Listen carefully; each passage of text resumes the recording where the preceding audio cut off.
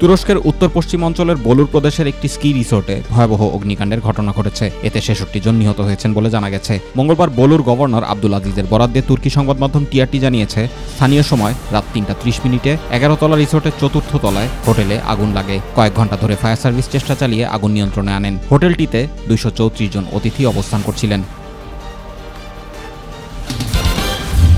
ফিলিস্তিনের অধিকৃত পশ্চিম তীরে প্রাণঘাতী অভিযান চালিয়েছে ইসরায়েলি সামরিক বাহিনী। এতে ১০ ফিলিস্তিনি নিহত হয়েছেন। ভূখণ্ডটির জেনিন শহরে চালানো অভিযানে প্রাণহানির এই ঘটনা ঘটে। অন্যদিকে ফিলিস্তিনের অবরুদ্ধ গাজা ভূখণ্ডে মিলেছে শতাধিক মরদেহ। যুদ্ধবিরতি চুক্তি কার্যকরের পর গত ২ দিনে সেখান থেকে পচা গলা এসব মরদেহ উদ্ধার করা হয়।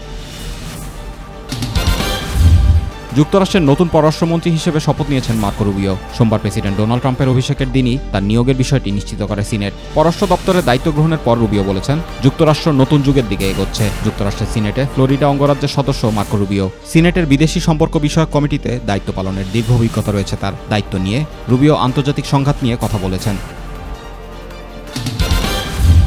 যুদ্ধাপরাধের অভিযোগে ইতালিতে উত্তর আফ্রিকার দেশ লিবিয়ার পুলিশ প্রধানকে গ্রেপ্তার করা হয়েছে। আন্তর্জাতিক অপরাধ আদালত তার বিরুদ্ধে পরোয়ানা জারির পর গ্রেপ্তার হন লিবীয় বিচার বিভাগীয় পুলিশের এই প্রধান।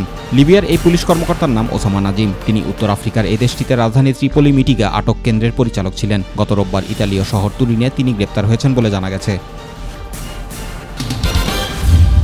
বেনফিকার মাঠে গিয়ে চ্যাম্পিয়ন্স লিগের ম্যাচে অবিশ্বাস্য এক জয় পেয়েছে হেন্সি ফ্লিকের দল। প্রথম আধ ঘন্টায় ৩-১ গোলে এগিয়ে যাওয়া বেনফিকা আরেক গোল পায় রোনাল্ডো আরাহুর আত্মঘাতী থেকে। বার্সেলোনার হয়ে ২ পেনাল্টি থেকে ২ গোল করেন রবার্ট লেভানদোভস্কি। ব্রাজিলিয়ান তারকা রাফিনিয়া ৬৪ মিনিটে ১ গোল করার পর যোগ করার সময় দেখার মতন আরেক গোল করে দলকে জেতান। অন্য গোল আসে এরিক গার্সিয়ার কাছ থেকে।